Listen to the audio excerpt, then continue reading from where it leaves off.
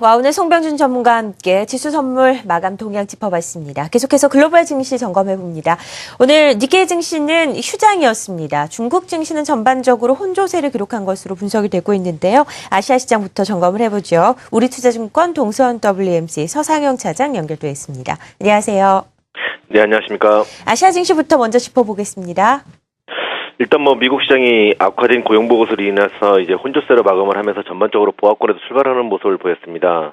그리고 그 뒤로 이제 일본 같은 경우는 휴장이었지만 엔화가 103.8엔까지 이제 104엔을 하회하는 모습을 보이면서 좀 이제 장이 열렸으면 하락을 보였을 것으로 판단하고 있지만 장이 열리지 않았기 때문에 큰 의미는 없었고요. 중국 시장 같은 경우는 그동안 하락에 따른 반발 매수자가 유입되면서 상승 출발하는 모습을 보였지만 그동안 하락의 주요 원인이었던 IPO 관련된 이제 속도 조절성 얘기가 나오면서 이제 이러한 상승을 보였습니다.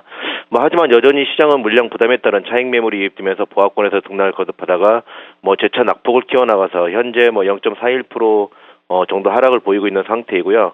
이러한 흐름도 중요하지만 고용보고서 발표 이후에 문제가 되었던 신흥국 시장, 즉 남아공, 멕시코, 브라질이 0.4%에서 2% 정도까지 상승을 했듯이 오늘 동남아시아 국가들의 흐름도 좀 중요했었는데 태국 같은 경우는 정치적인 혼란이 여전한 흐름을 보이면서 0.3% 하락을 보이고 있지만 인도네시아 같은 경우는 2.51%, 인도 같은 경우는 1.3%, 필리핀 같은 경우는 1.7%, 말레이시아 같은 경우가 0.2% 정도 상승을 보이면서 전반적으로 테이퍼링 속도 둔화로 인해서 신흥국 시장 같은 경우가 크게 우호적인 모습을 보이면서 장을 현재 진행하고 있는 상태입니다. 뉴욕 증시도 미리 전망해 보도록 하겠습니다. 지난 주말에 발표된 고용 지표가 거의 쇼크 수준으로 나왔습니다. 앞으로 연준의 테이퍼링에 대해서 더욱더 사람들이 관심을 가지게 될 것 같은데요. 어떻게 전망하고 계십니까? 일단 오늘 미국 시장 같은 경우는 특별한 이슈가 준비되어 있지 않다는 점에서 금요일 악화된 고용 보고서의 흐름이 시장에 영향을 줄 것으로 여겨지고 있습니다. 그렇지만 이러한 악화된 고용 보고서가 일시적인 흐름이었다는 점에서 시장에 큰 영향을 주지는 않을 것으로 판단하고 있고요. 오히려 이러한 이슈 이후에 본격적인 펀더멘탈의 영향을 받는 모습을 이어갈 것으로 여겨지고 있습니다.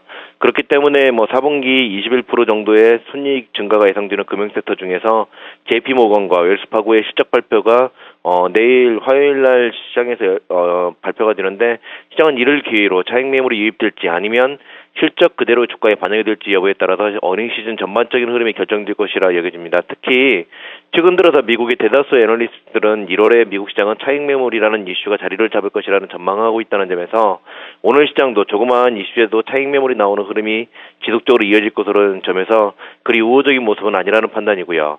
다만 그렇다고 해서 큰 폭의 하락이 이어지기보다는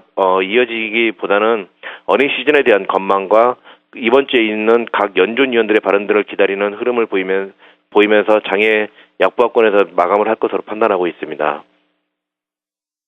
미리 전망해보는 시간까지 가져봤습니다. 우리투자증권 동서원 WMC 서상영 차장이었습니다. 고맙습니다.